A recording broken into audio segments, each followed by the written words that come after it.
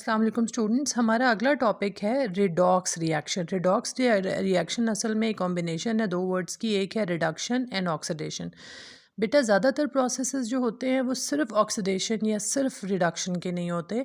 आपको हमेशा कॉम्बिनेशन में रिएक्शन मिल रहा होता है। मसलन कोई चीज़, दो कंपाउंड्स अगर आपस में रिएक्ट कर रहे हैं तो उनमें कुछ एटम्स जो होंगे वो लूज़ कर रहे होंगे कोई चीज़ और दूसरे वही चीज़ गेन कर रहे होंगे, तो प्रोडक्ट बनती है। तो इसमें हम ये कहेंगे कि there are some reactions in which one atom in the reaction gains oxygen, loses hydrogen or loses electron.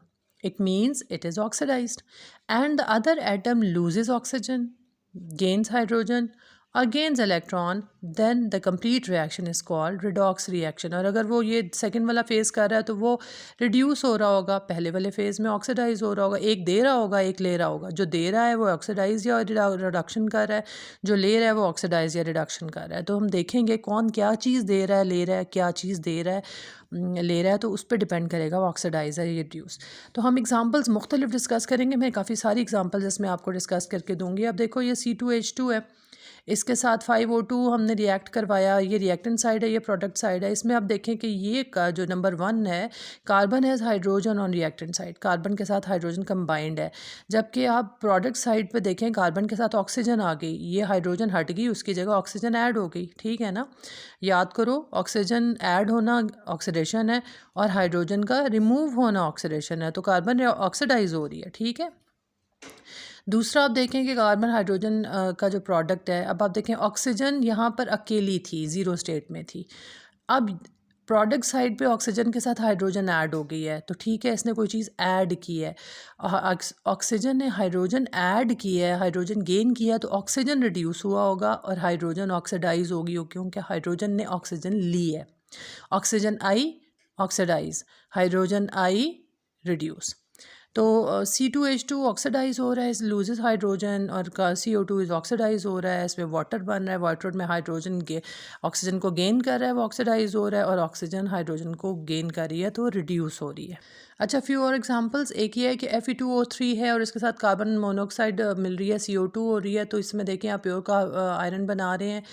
यहाँ पे ऑक्सीजन नज़र आ रही है हमें, फ़र्क के साथ आयरन के साथ ऑक्सीजन मौजूद थी और यहाँ पे इसने आयरन को लूज़ कर दिया तो ये रिड्यूस हो गया।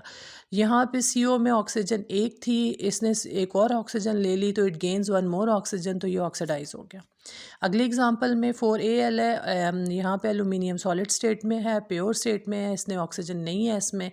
प्रोडक्ट साइड पे इसके साथ ऑक्सीजन ऐड हो गई है, तो एलुमिनियम ने ऑक्सीजन गेन की है, इसलिए इसने ये ऑक्सीडाइज हो गया।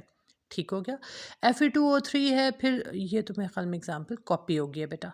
तो 4Na+O2 ये बन गया 2Na2। अब हमने कुछ जो एग्जांपल्स है ना वो इलेक्ट्रॉन के पॉइंट ऑफ व्यू से भी हम डिस्कस करेंगे। ठीक है ना, आप ये देखें कि सोडियम चूंकि ग्रुप 1A से है तो ये 1 इलेक्ट्रॉन लूज़ करेगा। 4 इलेक्ट्रॉन है तो हर सोडियम में से 4 सोडियम के एटम है तो हर एक एटम में से एक इलेक्ट्रॉन निकलेगा। और ऑक्सीजन का एक एटम 2 इलेक्ट्रॉन लेता है, तो इसका मतलब है दोनों ने चारों के चारों ले लिए। ऑक्सीजन रिड्यूस हो रही है क्योंकि वो गेन कर रही है इलेक्ट्रॉन को। सोडियम ऑक्सीडाइज हो रहा है क्योंकि वो लूज़ कर रहा है इलेक्ट्रॉन को। अगला है जी MgH2। Mg लूज़ कर रहा है 2 इलेक्ट्रॉन, वो ऑक्सीडाइज होगा। हाइड्रोजन गेन कर रहा है 2 इलेक्ट्रॉन, तो वो रिड्यूस होगा। अगली एग्जांपल है जी MgS की। Mg और S में मैग्नीशियम जो है 2 इलेक्ट्रॉन लूज़ करेगा, वो ऑक्सीडाइज होगा। सोडियम सल्फ़र 2 इलेक्ट्रॉन गेन कर रहा है, वो रिड्यूस हो रहा है।